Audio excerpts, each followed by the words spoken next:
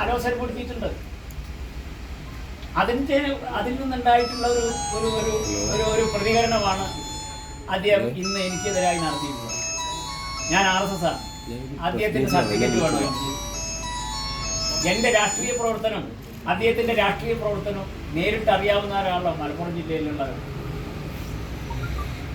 EN മോഹൻദാസിനെ അറിയാത്തവരല്ലല്ലോ Malappuram ജില്ലയിലുള്ളത്. അദ്ദേഹം ഉന്നയിച്ചിട്ടുള്ള ആക്ഷേപം ഞാൻ RSS ആണ്, വർഗീയവാദിയാണ്, മുസ്ലിം വിരുദ്ധനാണ്.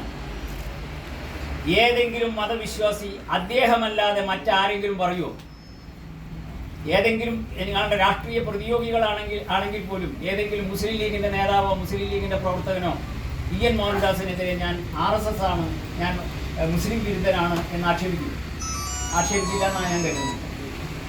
ഇന്ന് ലീഗിൻ്റെ നേതാക്കന്മാർ തന്നെ എന്നെ വിളിച്ചിട്ടുണ്ട്. എൻ്റെ നാട്ടിലെ പ്രവർത്തകന്മാർ, ലീഗിൻ്റെ പ്രവർത്തകന്മാർ, ഞാൻ ജനിച്ചു വളർന്ന നാട്ടിലെ ലീഗിൻ്റെ പ്രവർത്തകന്മാർ വരെ നിരന്തരം വെടിയാണ് എൻ്റെ നാട്ടിൽ നിന്ന് വന്നത്. അതിൽ ലീഗുകാരുണ്ട്, കോൺഗ്രസ്സുകാരുണ്ട്. എന്താണ് ഈ കേൾക്കുന്നത്? അവർ പറഞ്ഞ ഇതൊന്നും ഞാൻ പറയുന്നില്ല. എന്താണ് ഈ കേൾക്കുന്നത്? എന്താണൊക്കെയാണ് ആരെങ്കിലും വിളിച്ചു പറയുന്നത് നിങ്ങളെ പറ്റി? ഞാൻ കഴിഞ്ഞ 1970 മുതൽ വിദ്യാർത്ഥി രംഗം മുതൽ യുവജന രംഗത്തും പിന്നീട് പാർട്ടി രംഗത്തും കഴിഞ്ഞ 55 കൊല്ലക്കാരായി മലപ്പുറം ജില്ലയിൽ പ്രവർത്തിക്കുന്ന ഒരാളാണ്.